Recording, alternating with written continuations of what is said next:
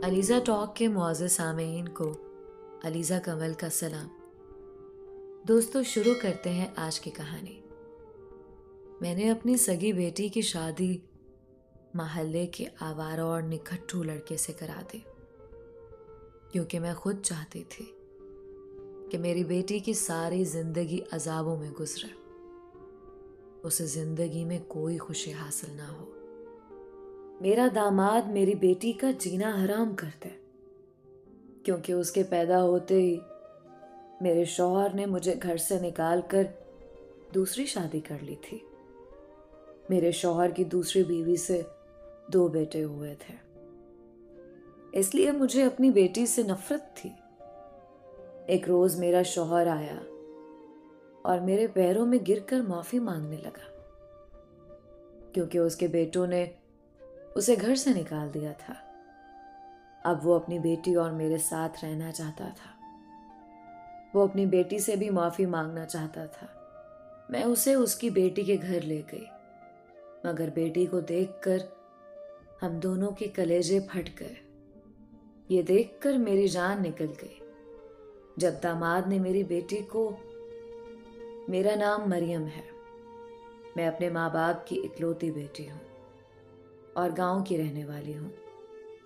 मेरे अब्बा की थोड़ी सी जमीन थी, जिसकी वजह से हमारे घर का निजाम चल रहा था, मगर आज हम गांव छोड़कर शहर जा रहे थे ताकि मैं अपनी तालीम जारी रख सकूं।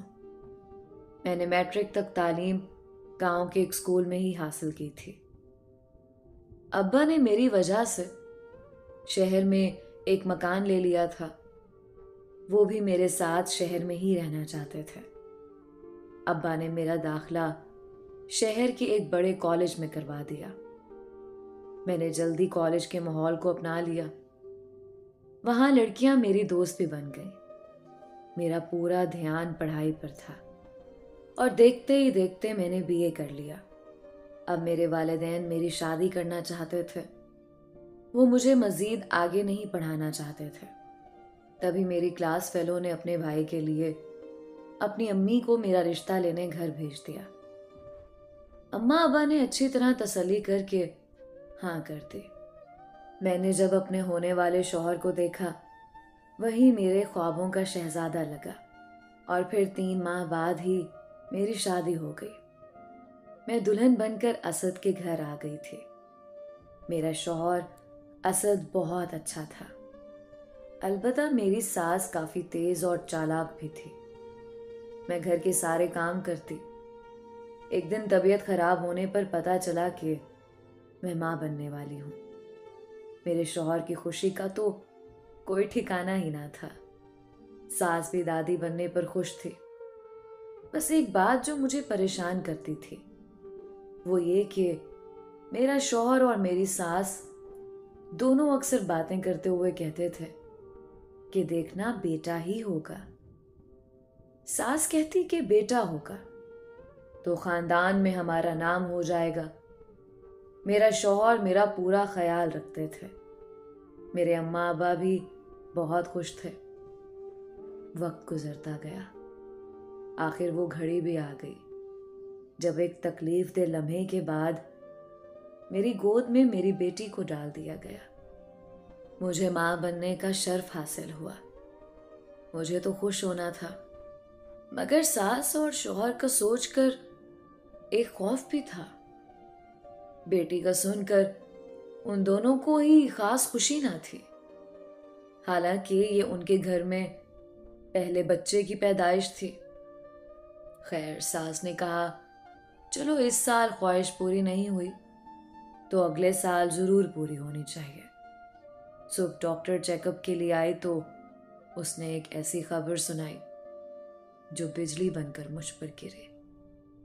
डॉक्टर ने कहा कि कुछ पेचीदगियों की वजह से अब मरियम कभी मां नहीं बन सकेगी। डॉक्टर तो ये कहकर चली गई, मगर हम सब पर सख्ता सा तारी हो गया। मेरा शौहर तो सर पकड़कर बैठ गया और सास नफरत से मुझे और मेरी बेटी को देखते हुए वार्ड से बाहर निकल गई।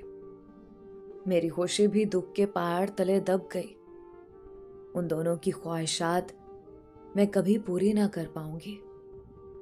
मतलब ये बेटी मेरे लिए इतना बुरा वक्त लेकर आई थी। घर में खुश होने की बजाय खामोशी के बादल छाए हुए थे। ना सास को मेरी परवाह और ना शौहर को फिक्र थी। मैंने शौहर से बात करना चाही कि इसमें मेरा क्या कसूर है। शुक्र करो खुदा ने औलाद की नेमत तो दी है, फिर इतनी बेरुखी क्यों दिखा रहे हो? मगर उन्हें तो अम्मा की फिक्र थी। उनकी ख्वाहिशात पूरी ना होने का गम था। ना सास बच्चे को उठाती और ना ही शौहर बेटी को पकड़ते। मैं ही चिल्ले में काम करती और बेटी को संभालती। मुझे लगने लगा था कि मेरी बेटी हिना मनहूस है। उसके आने से मैं शौहर की तवज्जो से महरूम हो गई हूं। कभी दिल करता था उसे बहुत मारूं, अपना सारा गुस्सा उस पर निकाल दूं, मगर फिर रुक जाती कि मासूम है।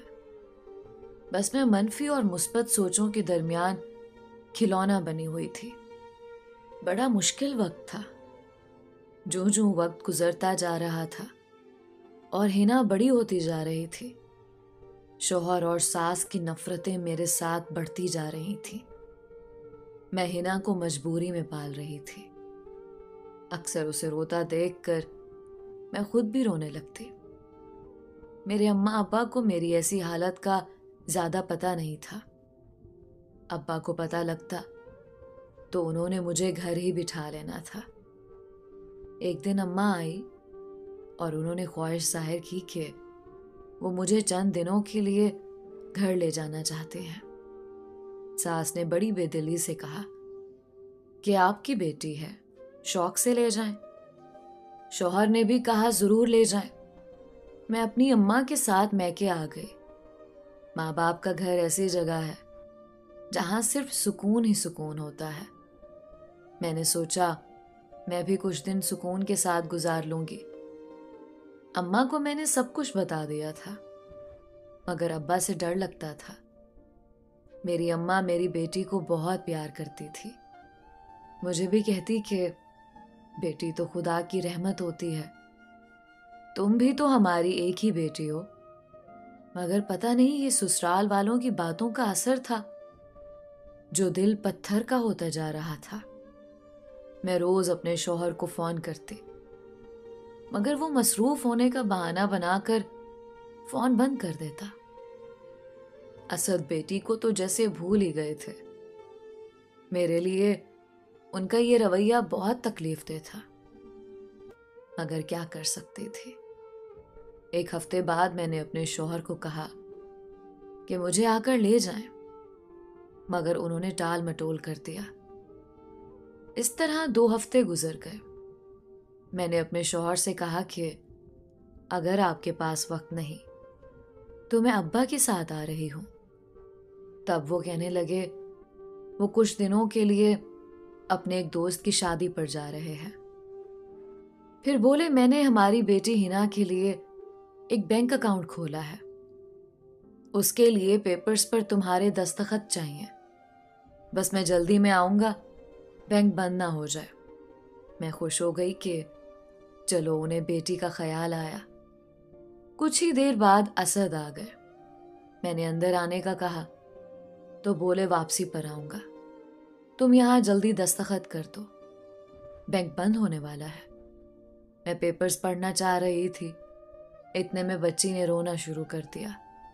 अम्मा की आवाज आई कि जल्दी से आओ। मैं अंदर जाने लगी तो शौहर ने पहले दस्तखत करने पर जोर दिया। मैंने जल्दी से दस्तखत किया और अंदर चली गई। असद दरवाजे से वापस जा चुके थे। मैं हैरान हुई, फिर सोचा हो सकता है वो जल्दी में हो। 2 दिन बाद मैंने असद को फोन किया कि मैं आ रही हूं। शायद उस वक्त सास असद के पास खड़ी थी। उन्होंने मेरे शौहर से फोन लेकर कहा, बीबी वहीं रहो जहां हो, यही तुम्हारे लिए बेहतर है। तुम हमें बेटा नहीं दे सकती और मैंने अपनी नस्ल आगे चलाने के लिए बेटे की दूसरी शादी कर दी है। और ये इसका हक है। मैंने चीख कर कहा, आप मुझसे पूछे बगैर ये सब कैसे कर सकती हैं? तब सास बोली, तुम्हारी इजाजत से ही असद ने दूसरी शादी की है। कल तुमने खुद इजाजतनामे पर दस्तखत किए थे। मैं बोली, मगर वो तो बैंक के पेपर थे। सास बोली कि वो बैंक के पेपर्स नहीं बल्कि इजाजतनामा था। फिर दूसरी तरफ से फोन बंद हो गया। मैं सर पकड़ कर वहीं बैठ गई। अम्मा मेरी आवाज सुनकर मुझे हैरानगी से देख रही थी। फिर मेरा कंधा पकड़कर मुझसे पूछने लगी। मैंने रोते हुए सारी बात बता दी। वो भी बहुत ज्यादा परेशान हो गई। फिर प्यार से मुझे जमीन से उठाया और सोफे पर बिठाकर हौसला दिया। मेरी जिंदगी अंधेरा हो चुकी थी। मेरी हालत देखकर अब्बा को सारी बात बतानी पड़ी। अब्बा पहले तो मुझसे खफा हुए कि तुमने ये हालात क्यों नहीं बताए, मैं उसे गोली से उड़ा देता। अब्बा ने बंदूक निकाल ली कि मैं उसे नहीं छोड़ूंगा। हमने मिलकर अब्बा को ठंडा किया कि पुलिस केस बन जाएगा, ये गांव नहीं शहर है। अब्बा ने मेरे शौहर को फोन किया, उसने फोन नहीं उठाया। अब हर रोज कई बार फोन करते। एक दिन उसके घर भी गए। पता चला वो घर तब्दील कर चुके थे। किसी को कुछ पता ना था कि वो कहाँ चले गए थे। वक्त गुजरता गया। हर गुजरते लम्हे के साथ मुझे अपनी बेटी पर ज्यादा गुस्सा आने लगा। वो मेरे लिए मनहूस थी। मैं अपनी बर्बादी की जिम्मेदार उसी को समझती। अम्मा ही उसकी हमदर्द थी। अम्मा मुझे समझाती, कभी कभी मुझे तरस भी आ जाता, मगर फिर वही सोचें, वही ख्याल। वक्त गुजरता गया। वक्त के साथ साथ हिना जवान हो गई थी। मैंने उसे छोटे से स्कूल में पढ़ाना शुरू कर दिया। आधा दिन उधर ही गुजर जाता था, बाकी दिन कुछ काम और अगले दिन की तैयारी में गुजर जाता। मेरी बेटी पर सारी तवज्जो मेरी अम्मा देती थी। मैं खुद गर्जी और बेहिसी के सहरा में भटकने लगी थी। मुझे अंदाजा था कि मैं गलत कर रही हूं, पर अंदर से आवाज आती कि हिना ने पैदा होते ही मेरी सारी खुशियां छीन ली थी। एक दिन मैं बाजार गई तो मुझे काम करने वाली मासी मिली। वो मेरे शौहर के घर मेरे होते हुए वहां पर मुलाजमा थे और वो अब भी वहीं उनके नए घर में काम कर रही थी। उसने बताया कि आपके शौहर के घर दूसरा बेटा हुआ है। वो बहुत खुश है। वो मेरा अब भी शौहर था, क्योंकि अभी तक मैं उसके निकाह में थी। उसने ये एहसान किया था कि मुझे तलाक ना दी थी। ये धब्बा मेरे दामन पर नहीं लगा था। और कभी कभी वो बेटी के लिए कुछ रकम भी भेज देता था। पहले तो मैंने ये पैसे लेने से इनकार किया था, मगर बाद में अम्मा ने समझाया, तुम्हारा ये हक है, बच्ची का खर्चा लेना चाहिए। तब से मैंने उस पर भी एतराज करना छोड़ दिया था। अब काम करने वाली के मुंह से दूसरे बेटे का सुनकर दिल को बड़ी तकलीफ हुई थी। खुदा ने मुझे बेटा क्यों नहीं दिया? मैं आज अपने शौहर के साथ होती। अगर मेरा भी बेटा होता। वक्त गुजरता गया। मेरी बेटी अब 10वीं क्लास में थी। अम्मा अब्बा भी बूढ़े हो गए थे। मुझे आस पड़ोस वालों ने कहा, अभी से अपनी बच्ची के लिए रिश्ता देखना शुरू कर दो। अच्छा रिश्ता मिलने में वक्त लगता है, और वैसे भी बच्ची का बाप कौन सा सर पर है? जो करना है तुमने करना है। मैं तो खुद भी चाहती थी कि जल्द से जल्द इस मनहूस को घर से रुखसत कर दूं, क्योंकि उसे देखकर मुझे अपने शौहर और सास की सारी बातें याद आ जाती थी और मेरे जख्म फिर से हरे हो जाते। मैंने एक दो मिलने वालियों को कहा, कोई भी रिश्ता ले आओ, मैं बेटी को ब्याह दूंगी। उनमें से एक ने रिश्ता बताया। मैंने अम्मा को बताया कि मैं लड़के वालों को घर बुला रही हूं, आप भी मिल लेना। 2 दिन के बाद लड़के वाले मेरी बेटी को देखने घर आए। उस दिन अम्मा ने हमारी पड़ोसन को भी बुलाया। वो लड़के वालों को जानती थी। उसने कहा, ये लड़का आवारा और 1 नंबर का निखट्टू है। बेटी की शादी करके उसकी जिंदगी बर्बाद मत करो। मगर मुझे कोई सरोकार नहीं था कि लड़का कैसा है। बस मुझे उसकी शादी करना थी। लड़के वालों को तो मेरी बेटी बहुत पसंद आई थी। मैंने सरसरी से देखा। लड़का जरा पक्के रंग का था। उम्र भी मेरी बेटी से ज्यादा थी। ना उन्होंने ज्यादा कुछ पूछा और ना ही मैंने पूछा।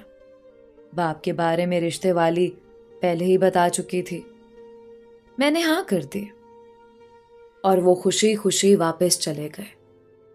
मेरी अम्मा भी शादी पर राजी नहीं थी, पर मैंने उनकी एक ना सुनी, क्योंकि अब मैं अपनी बेटी को सजा देना चाहती थी।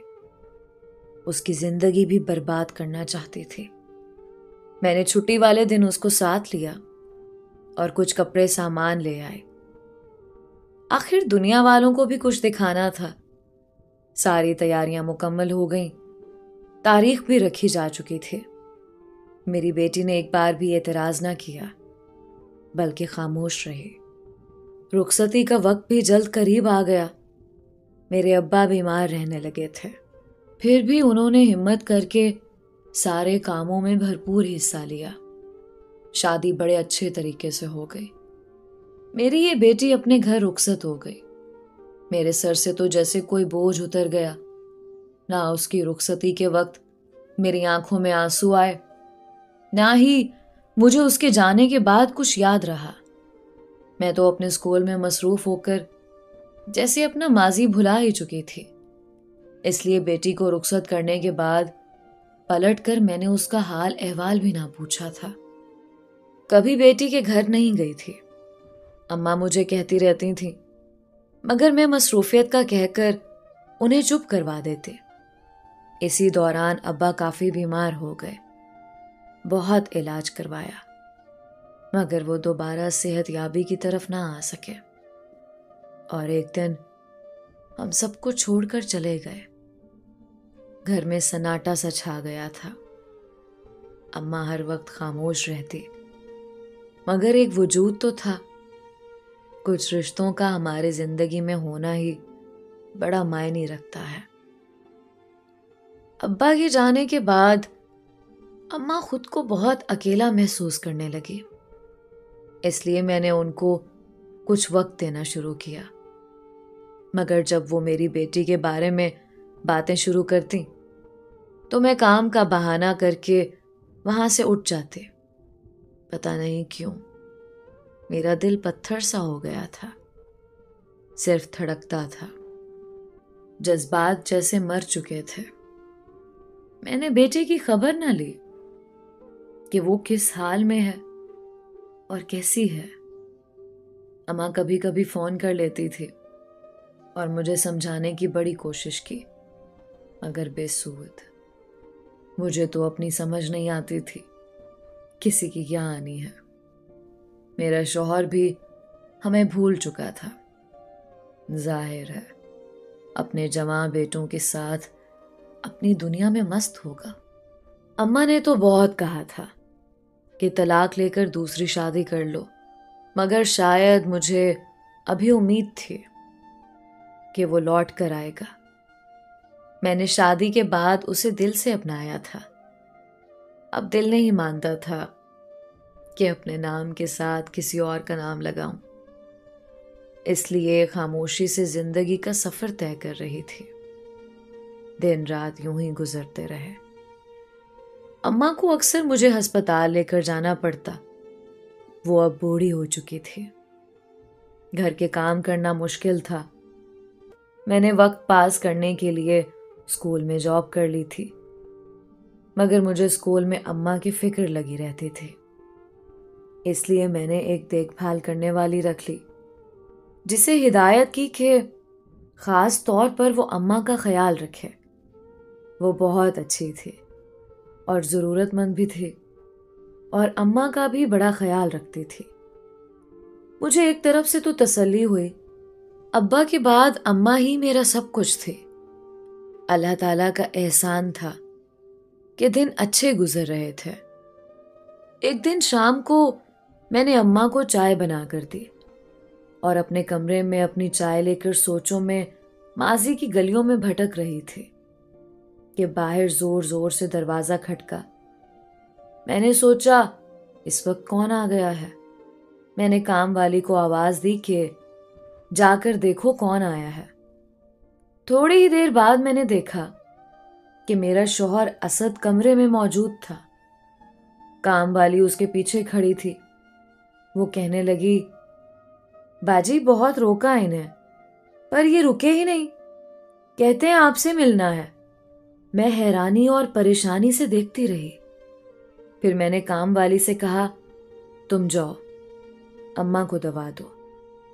वो कुछ ना समझते हुए वहां से चली गई। मैं सख्त हैरान थी कि असद क्यों और कैसे यहां आया है। अचानक उसे मेरी कैसे याद आ गई। अभी मैं हैरान और परेशान उसे देख ही रही थी कि वो रोता हुआ मेरे कदमों में गिर गया। मेरे लिए वो लम्हा बहुत अजीब था। वो एक खुदसर इंसान था। अचानक उसकी ये हालत मेरे लिए काफी हैरतनाक थी। खैर, ऐसा क्या हुआ, ऐसी क्या मजबूरी थी जिसने असद को मेरे कदमों में गिरा दिया। मैंने पहली दफा उसे रोते हुए देखा था। मैंने जल्दी से अपने पांव पीछे कर लिए। मुझे अब भी गवारा नहीं था कि मैं उसे झुका हुआ देखूं। मुझे कुछ समझ नहीं आ रहा था कि मैं क्या कहूं। मैं उठकर खिड़की के पास चले गई और आहिस्ता से कहा, तुम यहां कैसे और क्यों आए हो? तो वो कहने लगा कि मुझे माफ कर दो, मैंने वाकई में तुम्हारे साथ बड़ी ज्यादती की है। मैंने तुम्हारा बहुत दिल दुखाया है। उसने रोंदी आवाज में कहा, अब एहसास हुआ है तुम्हें? अब इतनी मुद्दत बाद, जब मेरी जवानी खत्म होने को है, क्या तुम मेरी खुशियां, मेरी जवानी वापस ला सकते हो? मैंने अपने आंसुओं पर काबू रखते हुए कहा था, हाँ, मैं तुम्हारा गुनहगार हूं। मैं वो दिन तो नहीं ला सकता, तुम्हारे जख्म नहीं भर सकता, मगर तुमसे माफी मांगकर अपने दुख तो कम कर सकता हूं। मैं बेवकूफ था, अपनी मां की बातों में आ गया, बेटे की ख्वाहिश में अंधा हो गया था कि बेटियां तो अल्लाह की रहमत होती हैं। खुदा ने मुझे बाप का दर्जा तो दिया था। आज मैं अपनी गलती को तस्लीम करता हूं। मुझे खुदा की तरफ से काफी सजा मिल चुकी है और मैं अभी तक सजा काट रहा हूं। अब पछतावे के सिवा मेरे पास कुछ नहीं बचा है। मेरा शौहर सर पकड़कर कुर्सी पर बैठ गया। पछतावा कैसा? आखिर क्या बात है? मैंने पूछा। तो असद रोते हुए कहने लगा, हाँ, मैंने बेटी की पैदाइश पर सोग मनाया था। अम्मी ने मुझे दूसरी शादी और तुम्हें तलाक देने पर मजबूर किया था। मैंने अम्मी से कहा कि मैं अपनी बीवी को नहीं छोड़ना चाहता, वो मेरी बेटी की मां है। तब अम्मी ने कहा, तो जाओ फिर उसके साथ रहो, अपनी मां को छोड़ दो। मैं मां को भला कैसे छोड़ सकता था? मैंने उनकी बात मान ली, मगर शर्त रखी कि अपनी बीवी को तलाक नहीं दूंगा। फिर अम्मी ने रिश्ते वाली खातून को कहा और एक लड़की से मेरी शादी करवा दे।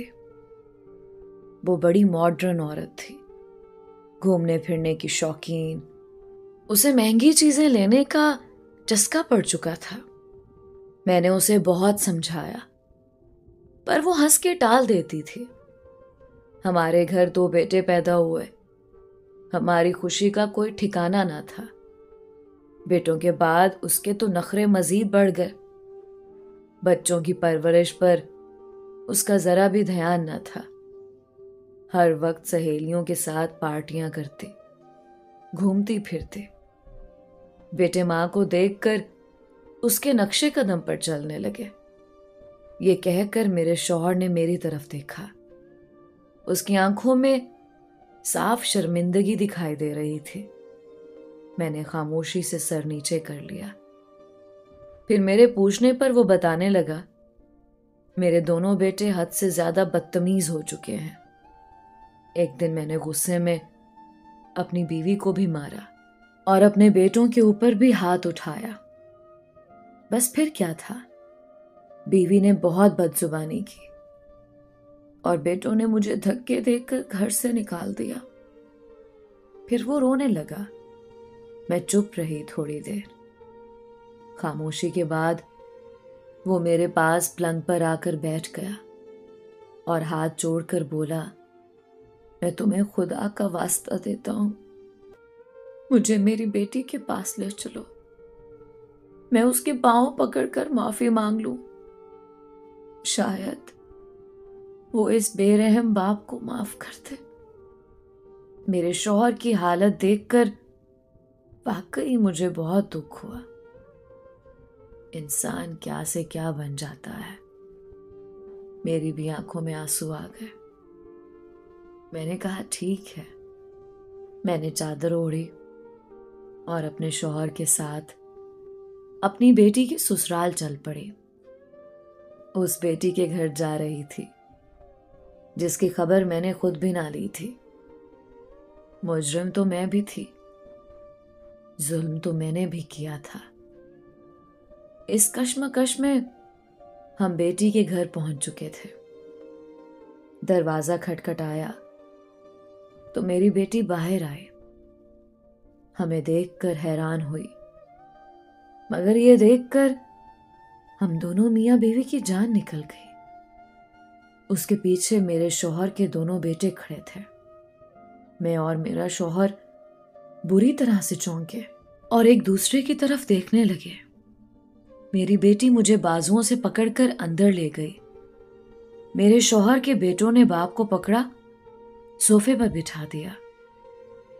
ये क्या है?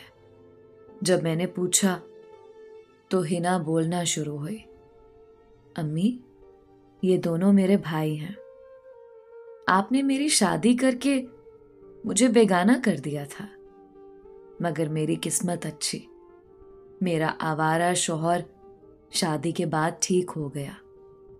वो मुझसे बहुत प्यार करने लगा।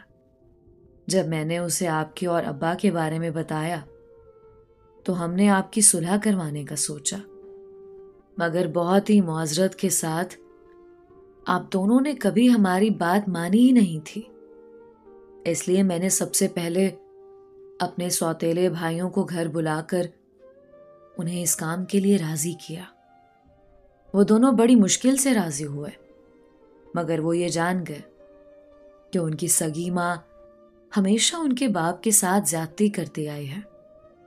इसलिए वो अपनी सौतेली माँ से सुलह करवाने पर तैयार हो गए और फिर एक मंसूबे से घर में झगड़ा किया और अब्बा को घर से निकाल दिया ताकि उन्हें भी अपनी गलती का एहसास हो जाए।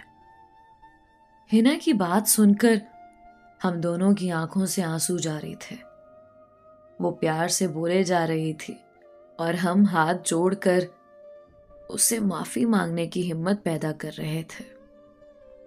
और फिर हमने बहुत अश्कों के साथ उसके आगे हाथ जोड़ दिए और सर झुका लिया, इस उम्मीद पर कि शायद उसकी माफी से खुदा हमें माफ करता।